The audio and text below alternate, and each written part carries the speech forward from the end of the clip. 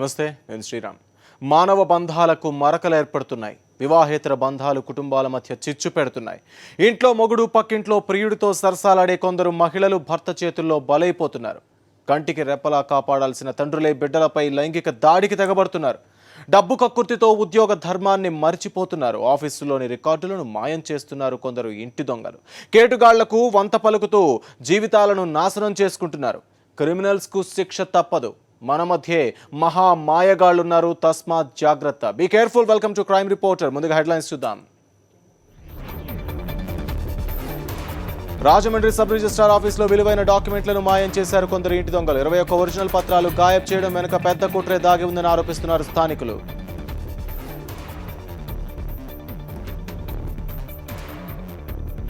బిడ్డపై కన్నేశాడో కామాంధుడు. ఏడాది పాటు కూతురుపై లైంగిక దాడి చేశాడో ఒక దుర్మార్గపు తండ్రి. ఆలస్యంగా వెలుగు చూసిన ఈ ఘటన మానవ బంధాలకే మాయని మచ్చగా మిగిలిపోయింది.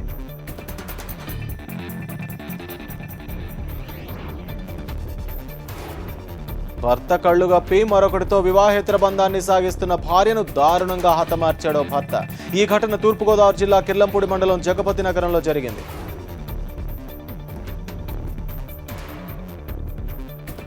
చెల్లెలు ప్రవర్తన నచ్చని అన్న చెల్లెల్ని మందలించాలని తల్లిని కోరాడు. తల్లి కూడా బిడ్డకు వంత పలకడంతో అన్నదమ్ములు కలిసి తల్లి చెల్లిని హతమార్చారు. మహబూబ్ నగర్ జిల్లాలో ఈ దారుణం జరిగింది.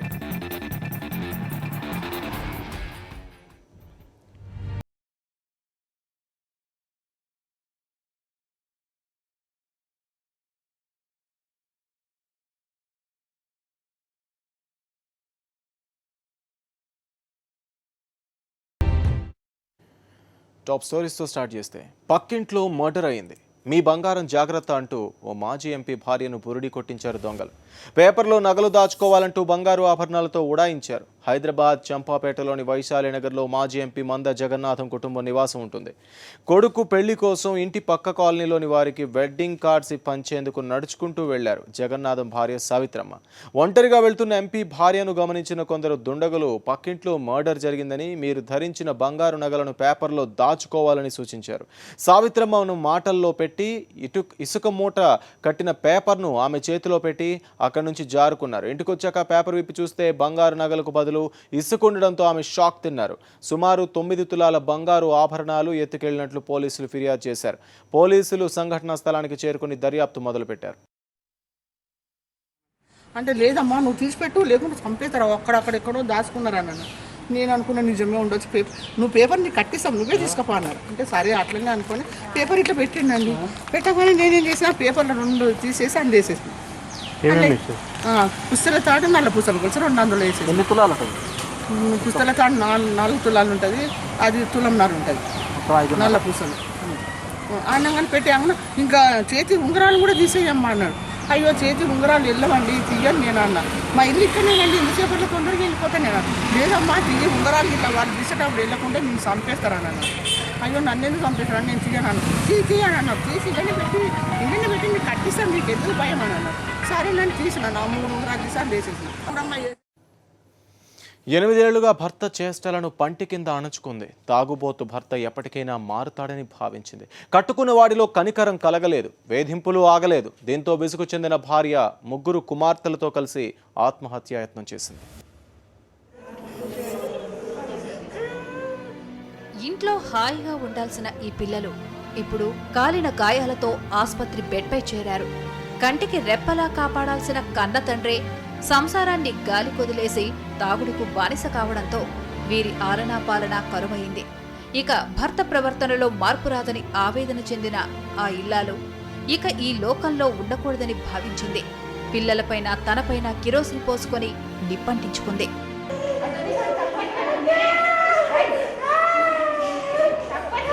ఈ విషాదకర ఘటన మహబూబ్ నగర్ జిల్లా తమ్మాజీపల్లి మండలం మరికల్లో జరిగింది. కోస్గికి చెందిన రాజుతో మరికల్కు చెందిన భీమమ్మకు 8 ఏళ్ల క్రితం వివాహమైంది. పని చేయకుండా జులాయిగా తిరుగుతుండడంతో భీమమ్మ తండ్రి అల్లుణ్ణి కూతుర్ని మరికల్కు తీసుకొచ్చాడు. ఇల్లు కట్టించిచ్చాడు. పని పాట లేకుండా ఎన్నాళ్ళు తిరుగుతావని మామ భార్య చెప్పినా రాజు మాత్రం వినలేదు. తాగుతూ తిరుగుతూనే ఉన్నాడు. 3 ఆడపిల్లల భవిష్యత్ ఎలా అని ఆందోళన చెందింది భీమమ్మ. దీంతో భర్త ప్రవర్తనలో మార్పు రాదని భావించి జీవితంపై విరక్తి చెందింది. ఇంట్లో ఎవరూ లేని సమయంలో 3 పిల్లలపైన తనపైన కిరోసిన్ పోసుకొని నిప్పంటించుకుంది. దీంతో చుట్టుపక్కల వారు జిల్లా ఆసుపత్రికి తరలించి వీరికి చికిత్స చేయిస్తున్నారు. ఆర్థిక ఇబ్బందులు, తాగుడికి బానిసైన భర్త, దీనికి తోడు రోజు తాగొచ్చి కొట్టడం. దీంతో జీవితంపై విరక్తి చెందిన మహిళ 2 పిల్లలతో కలిసి ఆత్మహత్యాయత్నం చేసింది. చిన్నబాబు చనిపోగా ఇద్దరి పరిస్థితి విషమంగా ఉంది. తూర్పుగోదావరి జిల్లా చింతూరు మండలం నర్సింగపేటకు చెందిన మిన్నుకు హుస్సేన్తో సుమారు 8 ఏళ్ల క్రితం పెళ్లైంది. వీరికిద్దరు మగ సంతానం. సైకిల్ మెకానిక్గా పనిచేసే హుస్సేన్ తాగొచ్చి ఇంట్లో భార్యను కొట్టేవాడు. నిన్న కూడా తాగొచ్చి భార్యను కొట్టాడు. దీంతో భర్త ప్రవర్తనలో మార్పు రాకపోవడంతో విసుగు చెందిన మిన్ను 2 పిల్లలకు విషమిచ్చి తను సేవించింది. దీంతో చిన్నబాబు అక్కడికక్కడే మరణించగా అపస్మారక స్థితిలోకి వెళ్లిన మిన్ను పెద్ద కుమారుణ్ణి భద్రాచలం ఆసుపత్రికి తరలించారు. ప్రస్తుతం వారి పరిస్థితి విషమంగా ఉంది. హుస్సేన్ అనేటోడు మెకానిక్ పనిచేస్తుంటాడు, సైకిల్ మెకానిక్. అయితే రోజు అప్పుడప్పుడు గొడవ పడుతూ ఉంటారు. ఈయన కొంచెం తీసుకుంటాడండి, ఓ 10 రూపాయలు పని చేస్తే 10 రూపాయలు వస్తాయి. అది తీసుకెళ్ళి తాగటం. ఏమేమో పిల్లలేమో మిషన్ కుట్టేసి ఈమె సాదటం అనమాట పిల్లలందరినీ. అయితే ఇంకలాగే నైట్ గొడవ అయిందంట. నైట్ గొడవ వరకు కొట్టినట్ట. నైట్ కొట్టేవరకు సర్లే అని చెప్పేసి నేను వచ్చి అప్పటికి వచ్చిన తర్వాత ఇలా కొట్టాను బాగున్నాడు. ఎందుకు నేరం దాచినా దాగదు, ఎప్పుడో ఒకప్పుడు ఏదో ఒక రూపంలో బయటపడుతుంది. రంగారెడ్డి జిల్లాలో ఓ కసాయి భార్య బిడ్డలను చంపి పూడ్చిపెట్టాడు. ఏడాది తర్వాత బండారం బయటపడింది. మిస్సింగ్ కేసులో ఈ హత్య విషయం వెలుగులోకి వచ్చింది. రంగారెడ్డి జిల్లా యాలాల్ మండలం చెన్నూరుకు చెందిన అబ్దుల్లా అదే గ్రామానికి చెందిన అమృతను 4 ఏళ్ల క్రితం ప్రేమించి పెళ్లి చేసుకున్నాడు. వీరికి ఒక పాప అనీఫా. అయితే వీరి ప్రేమ వ్యవహారంలో చాలా ట్విస్టులు చోటు చేసుకున్నాయి. ముందుగా అమృతను ప్రేమించానని నమ్మించి మోసం చేశాడు అబ్దుల్లా. గర్భవతిని చేసి ముఖం చాటేయడంతో అమృత నిరాహార దీక్ష చేసింది.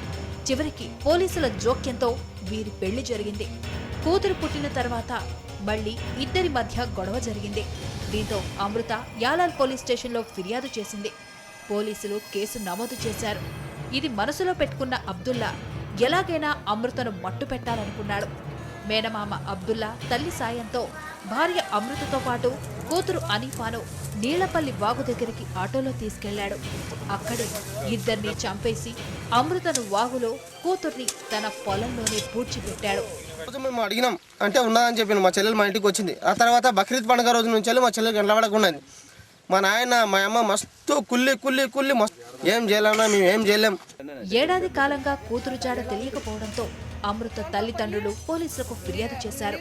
మిస్సింగ్ కేసు నమోదు చేసుకున్న పోలీసులు అబ్దుల్లాను అదుపులోకి తీసుకుని విచారించడంతో హత్య చేసి పూడ్చిపెట్టినట్టు ఒప్పుకున్నాడు. సతాయించింది సార్.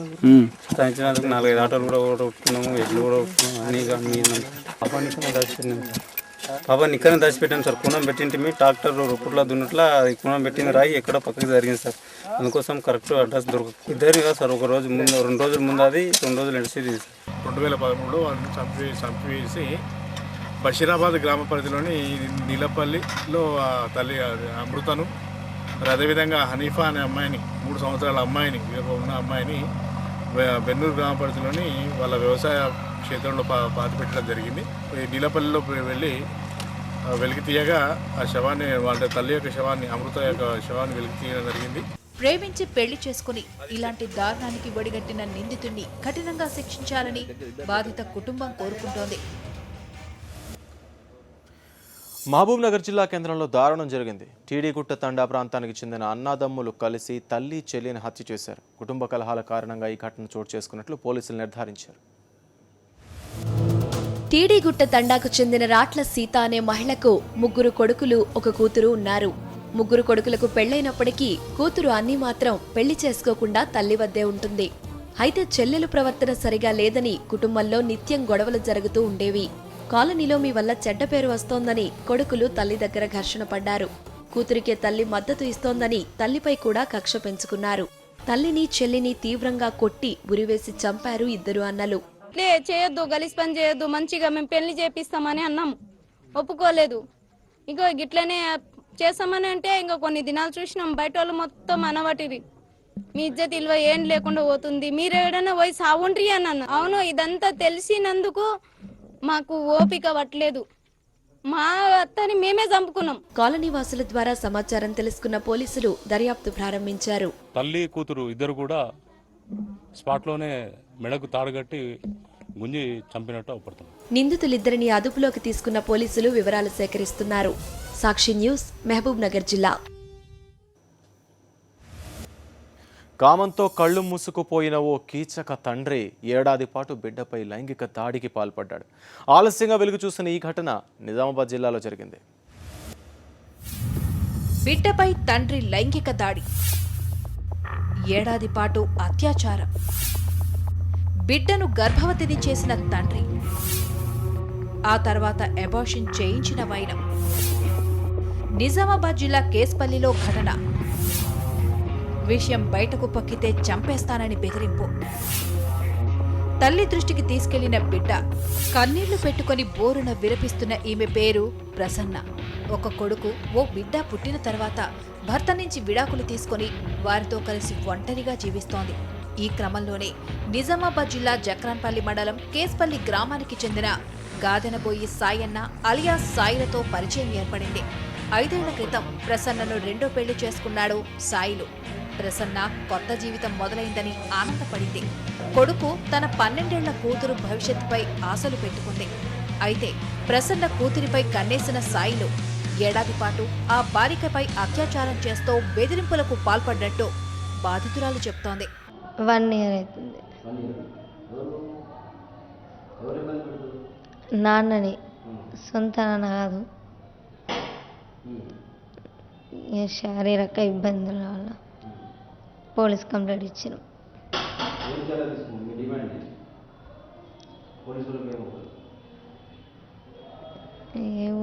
జైల్లోనే ఉండాలా, ఎవరికి ఇటువంటి తప్పులు జరగద్దు ఎవరికి, అంతే. విషయం బయటకు చెప్తే చంపేస్తానని బెదిరించేవాడని బాలిక చెప్తోంది. లైంగిక వేధింపులు భరించలేకే తల్లి దృష్టికి తీసుకెళ్లానంటోంది. బిడ్డపై భర్త ప్రవర్తనలో వచ్చిన మార్పులను గమనించిన ప్రసన్న చివరకు పోలీసులను ఆశ్రయించింది. చదివించాలనుకున్నా, పెళ్లి చేద్దామనుకున్నా, మంచిదాన్ని చేద్దామనుకున్నా, కానీ ఆడు చదవనివ్వలేడు, చేయనివ్వలేడు. ఆడు మనసులో ఏం పెట్టుకున్నాడో ఏమో. ఇంటర్ మధ్యలో ఆపేసిండు. మళ్ళీ నా దగ్గర బాగా డబ్బులు ఉన్నాయి, మనం ఎక్కడికైనా లేచిపోదాం, ఎక్కడైనా పోదామని అని చెప్పేసి అన్నాడట. అంటే అవన్నీ మళ్ళీ ఇట్లా వేసిండు, అట్లా వేసిండు. ఒకసారి అబార్షన్ కూడా వేయించిండు, తోలుకపోయి అని చెప్పింది. బాలిక తల్లి ప్రసన్న ఫిర్యాదు మేరకు పోలీసులు కేసు నమోదు చేసుకుని దర్యాప్తు చేస్తున్నారు. గత సంవత్సరం కాలం నుంచి అత్యాచారానికి పాల్పడుతూ అమ్మాయిని ఈ విషయం ఎవరికైనా చెప్తే చంపివేస్తాను బెదిరింపులకు గురి చేయడంతో అమ్మాయి ఎవరికి చెప్పుకోలేక 2 రోజుల క్రితం తల్లికి చెప్పక తల్లి ప్రసన్న గారు ఈరోజు వచ్చి ఫిర్యాదు చేసినారు. అట్టి ఫిర్యాదు పైన మేము నిర్భయ చట్టం మరియు పోస్కో యాక్ట్ కింద కేసు నమోదు చేసినాం. సాయిల పైన విచారణ కొనసాగిస్తున్నాం. బాధిత బాలికను వైద్య పరీక్షల నిమిత్తం ప్రభుత్వాసుపత్రికి తరలించారు. వాళ్ళు రావడం జరిగింది, గవర్నమెంట్ హాస్పిటల్ నిజామాబాద్కి రావడం జరిగింది. సరైనటువంటి వైద్య పరీక్షల నిమిత్తము గైనకాలజిస్ట్ లేడీ డాక్టర్ దగ్గరికి పంపించడం జరిగింది అమ్మాయిని. తర్వాత మేడం ఎగ్జామిన్ చేసిన తర్వాత ఫుల్ డీటెయిల్స్ మీకు తెలుస్తుంది. Age 17 years. తండ్రి బిడ్డపై అఘాయిత్యానికి పాల్పడ్డంతో మహిళా సంఘాలు మండిపడుతున్నాయి. సాయిలను కఠినంగా శిక్షించాలని డిమాండ్ చేస్తున్నాయి. సాక్షి న్యూస్, నిజామాబాద్ జిల్లా. భర్తతో కలిసి కలకాలం జీవిస్తానని ప్రమాణం చేసిన ఆ ఇల్లాలు దారి తప్పింది. వివాహేతర బంధం సాగిస్తూ భర్తకు రెడ్ హ్యాండెడ్గా చిక్కింది. భర్త కత్తివేటుకు బలైంది. తూర్పుగోదావరి జిల్లాలో భర్త చేతిలోని కత్తికి ఓ ఇల్లాలు బలైంది. కిర్లంపూడి మండలం జగపతి నగరంలో నివాసముంటున్న బోండా అప్పారావు, కమల భార్యాభర్తలు. వీరికి 2 పిల్లలు. అప్పారావు అయ్యప్ప దీక్ష తీసుకుని శబరిమలై వెళ్లి తిరిగి ఇంటికొచ్చాడు. అదే సమయంలో తన భార్యతో అదే గ్రామానికి చెందిన సూరిబాబు ఉండడాన్ని చూసి భరించలేకపోయాడు. కోపంతో సూరిబాబుపై దాడికి దిగడంతో అతడు పారిపోయాడు. ఆ తర్వాత భార్యపై కత్తితో దాడి చేయడంతో పరుగు పెట్టింది. భార్యను వెంబడించిన అప్పారావు ఆమెను నడి బజారులో అత్యంత దారుణంగా నరికి చంపాడు. ఘటనా స్థలాన్ని పరిశీలించిన పోలీసులు అప్పారావుపై కేసు నమోదు చేశారు. పాపం తట్టుకోలేక అతను కత్తితోటి రాకోటి సూరిబాబు తలపైన ఇంజరీ కలుగజేశాడు. తర్వాత వాళ్ళ భార్యను కూడా పేక మీద వీపు వెనకాల కత్తితోటి నరికి ఆవిడ పారిపోతుంటే వెంబడించి కూడా నరికి సరికి ఆవిడ ఈ బ్లడ్ పూల్లో చనిపోయి ఉన్నది. దర్యాప్తు చేయడం ప్రారంభించారు. తండ్రి చేతిలో తల్లి హతం కావడంతో ఇద్దరు పిల్లలు దిక్కుతోచని పరిస్థితిలో పడ్డారు. సాక్షి న్యూస్, తూర్పుగోదావరి జిల్లా. ఆమె తన జీవితం అనుకున్నాడు అతడు. అతడి నమ్మకాన్ని వమ్ము చేసింది. మరొకరితో వివాహేతర సంబంధం పెట్టుకుంది. విషయం తెలిసిన భర్త మందలించాడు. ఎంత చెప్పినా తీరు మారకపోవడంతో చివరికి కట్టుకున్న దాన్ని కడతీర్చాడు. ఆ తర్వాత అతడు ఆత్మహత్యాయత్నం చేశాడు. గుంటూరు జిల్లా కాకుమాను మండలం కొండపాటూరు ఎస్పీ కాలనీకి చెందిన బెల్లంకొండ పోతురాజు శ్రీలక్ష్మిలకు 12 ఏళ్ల క్రితం పెళ్లైంది. వీరికి ప్రమోద్ కుమార్, ప్రవీణ్లు అనే ఇద్దరు పిల్లలున్నారు. ఎంతో కష్టపడి పోతురాజు కుటుంబాన్ని పోషించుకుంటున్నాడు. ఈ నేపథ్యంలో భార్య శ్రీలక్ష్మి మరొకరితో వివాహేతర సంబంధం పెట్టుకుంది. ఈ విషయం తెలిసిన పోతురాజు భార్య శ్రీలక్ష్మిని పలుమార్లు హెచ్చరించాడు. అయితే అతడి మాటల్ని పెడచెవిని పెట్టిన ఆమె వివాహేతర సంబంధం పెట్టుకున్న వ్యక్తితో కలిసి ఎక్కడికో వెళ్లిపోయింది. ఈ విషయాన్ని పోతురాజు గ్రామ పెద్దలకు చెప్పడంతో వారు శ్రీలక్ష్మిని మందలించి ఇంటికి తీసుకొచ్చారు. ఇంటికొచ్చిన తర్వాత శ్రీలక్ష్మి భర్తతో గొడవ పడింది. దీంతో ఆగ్రహానికి గురైన పోతురాజు భార్యను కొడవలితో నరికి కత్తితో పొడిచి చంపేశాడు. ఆ తర్వాత పురుగుల మందు తాగి ఆత్మహత్య యత్నం చేశాడు.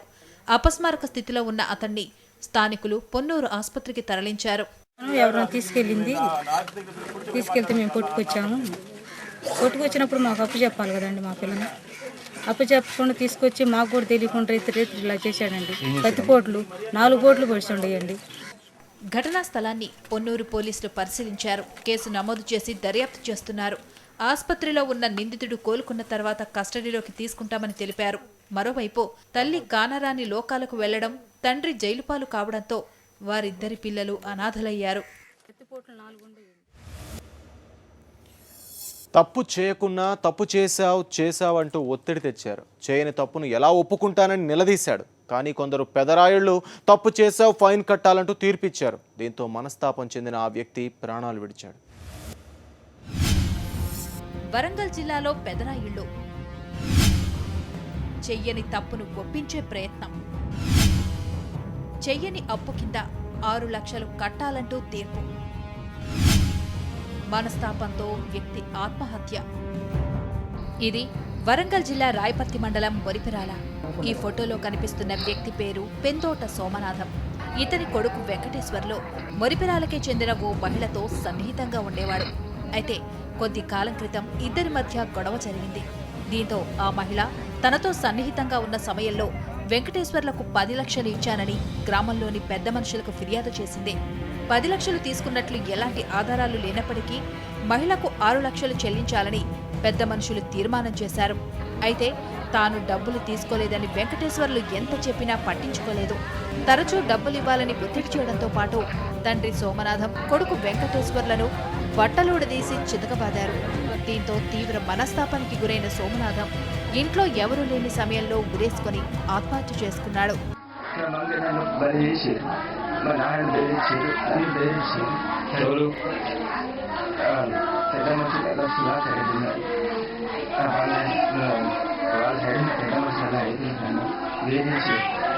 మానసికంగా చాలా వేధించింది. కావాలని ఇలా కాగితం లేదు, ఇలా అప్పు లేదు, నేనేం లేదు, నన్ను మీరు ఇచ్చేది చెప్పేసి 6 లక్షల రూపాయలు కాగితం ఆపించుకున్నాడు. మమ్మల్ని భార్య భర్తలందరూ వేధించారు సార్. మా ప్రాణం తీసుకున్నారు సార్. మీ బడ్జెట్ అన్నారు సార్. పెద్ద మందులు నిర్ణయం తీసారు సార్. పావాన్ని అన్నారు సార్. పేపర్లు ఇచ్చారు సార్. అన్ని పేర్లు చేశారు సార్. కొట్టారు సార్. పొమ్మన్నారు సార్. మమ్మల్ని బయటికి పోనీయలేదు సార్. 6 లక్షలు వేసారు. 6 లక్షలు పావాన్ని చేశారు సార్.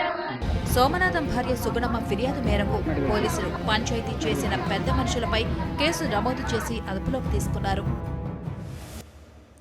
సినీ నటి జీవితకు హైదరాబాద్లోని ఎర్రమంజిల్ కోర్టు 2 ఏళ్లు జైలు శిక్ష విధించింది. దాంతోపాటు 25 లక్షల రూపాయల జరిమానా కూడా విధించింది. 2007లో ఎవడైతే నాకేంటి సినిమాను నిర్మించేందుకు సామా శేఖర్ రెడ్డి నుంచి జీవిత 23 లక్షల రూపాయల ఫైనాన్స్ తీసుకుంది. మూవీ రైట్స్ కూడా ఇస్తానని ఫైనాన్షియర్కు తెలిపింది. అయితే రైట్స్ ఇవ్వకపోవడంతో డబ్బులు ఇవ్వాలని సామా శేఖర్ రెడ్డి జీవితను కోరారు. జీవిత ఇచ్చిన చెక్కులు చెల్లకపోవడంతో శేఖర్ రెడ్డి ఎర్రమంజిల్ కోర్టులో చెక్ బౌన్స్ కేసు దాఖలు చేశారు. పిటిషన్ను విచారించిన కోర్టు తీర్పును వెలువరించింది. అయితే 25 లక్షల రూపాయల జరిమానాను జీవిత కోర్టుకు చెల్లించింది. దీంతో కోర్టు ఆమెకు బెయిల్ మంజూరు చేసింది. ఎవడైతే నాకేంటి మూవీకి సంబంధించిన రైట్స్ విషయంలో జీవిత గారి దగ్గర నుంచి 23,75,000 చెక్స్ ఇచ్చారండి. 23,75,000 చెక్లో బ్యాంక్లో ప్రజెంట్ చేస్తే ఒక చెక్ ఆనర్ అయింది, మిగతా చెక్స్ బౌన్స్ అయ్యాయి. 2 lakhs చెక్ ఆనర్ అయింది, 21,75,000 బౌన్స్ అయింది. ఆ విషయంలో నేను కోర్టులో కేసు ఫైల్ చేశాను. మహేష్ కుమార్ అడ్వకేట్ ద్వారా, దీపక్ రాజిరెడ్డి అడ్వకేట్ ద్వారా కేసు ఫైల్ చేశాము. కేసు ఫైల్ చేస్తే ఈరోజు జడ్జిమెంట్ వచ్చిందండి. 7th స్పెషల్ కోర్టు ఎర్రమంజిల్ కోర్టులో ఈరోజు జడ్జిమెంట్ ఇచ్చారు.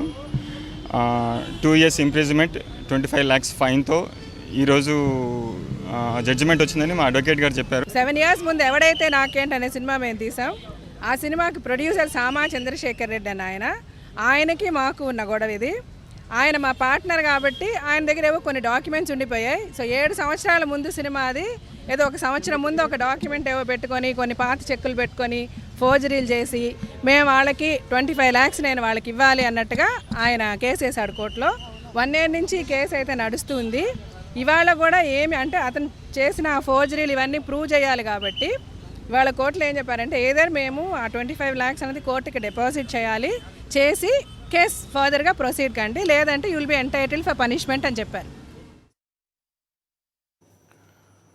అనంత జిల్లాలో కల్లు మాఫియా జడలు విప్పుతోంది. 3 ముంతలు 6 సీసాలన్నట్లు కల్తీ కల్లు వ్యాపారం జోరుగా సాగుతోంది. మద్యం ప్రియుల ఆరోగ్యాలతో ఆడుకుంటున్న కల్లు సీసాలపై ఒక కథనం. అనంతపురం జిల్లా హిందూపురం నియోజకవర్గంలో ఏర్పాటైన కొన్ని కల్లు పాకలు సంపాదనే ధ్యేయంగా వ్యాపారం సాగిస్తున్నాయి. లేపాక్షి మండలం తిమ్మగానిపల్లిలోని కల్లు దుకాణంలో కల్లు సేవించిన కొందరు అస్వస్థతకు గురయ్యారు. ఆ ఘటన మరొక ముందే సిరివరం గ్రామంలోని కల్లు దుకాణంలో కల్లు తాగి 20 మంది ఆసుపత్రి పాలయ్యారు.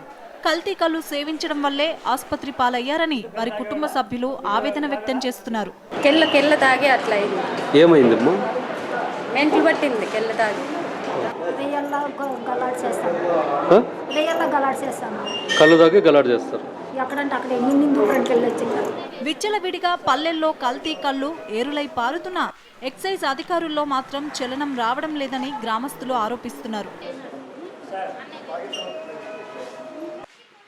కల్తీ కల్లు తాగితే బాధితులు మానసిక వ్యాధిగ్రస్తులుగా మారుతారని వైద్యులు చెప్తున్నారు. వీళ్లకు సామాన్యంగా ఈ కల్తీ కళ్ళు ఇట్లాంటి తాగి ఉంటే కదా లోపల ఉన్న నరాలు ఎఫెక్ట్ అయిపోయి నరాలపైన మైలినేషన్ ఉంటారు, అట్లా ఏదైనా డ్యామేజ్ అయిపోయి ఇప్పుడు బిహేవియర్ చేస్తున్నారు. ఇంకొక పాసిబిలిటీ కూడా ఉంటుంది.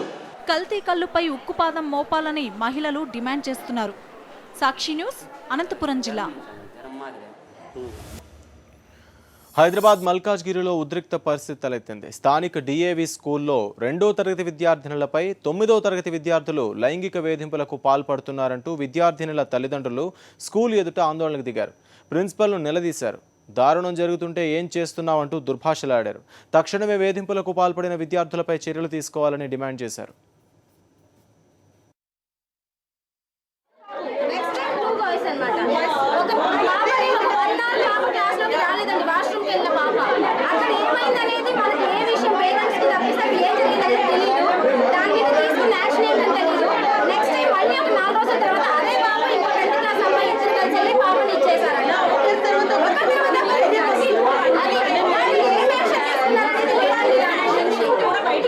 ఇప్పుడు మేము అడగడానికి వచ్చింది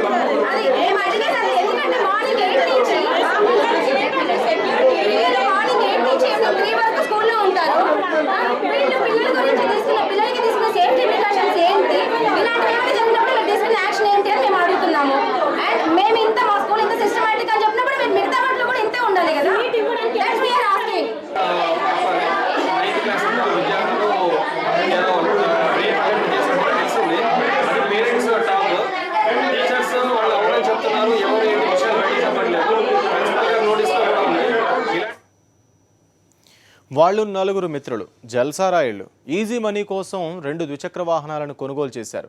ఇద్దరిద్దరూ కలిసి ఓ వాహనాలపై దూసుకెళ్తూ రెప్పపాట్లో చైన్ స్నాచింగ్ చేయడం మొదలుపెట్టారు. చివరకు పోలీసులకు చిక్కి కటకటాల పాలయ్యారు. అనంతపురం జిల్లాలో జులాయిగా తిరుగుతూ జల్సాల కోసం చైన్ స్నాచింగ్లకు పాల్పడుతున్న 4 యువకులను పోలీసులు అరెస్ట్ చేశారు. గిరిప్రసాద్ కాలనీకి చెందిన పాముల మోహన్, పాముల సూరి, పాముల సుధాకర్ అలియాస్ ధూళి, రాణినగర్కు చెందిన షేక్ నూర్ బాషా అలియాస్ మున్నా 4 మిత్రులు. వీళ్లంతా కలిసి ఓ ముఠాగా ఏర్పడ్డారు. ఇద్దరిద్దరుగా విడిపోయి ఒంటరిగా వెళ్లే మహిళలే టార్గెట్గా చైన్ స్నాచింగ్కు పాల్పడేవారు.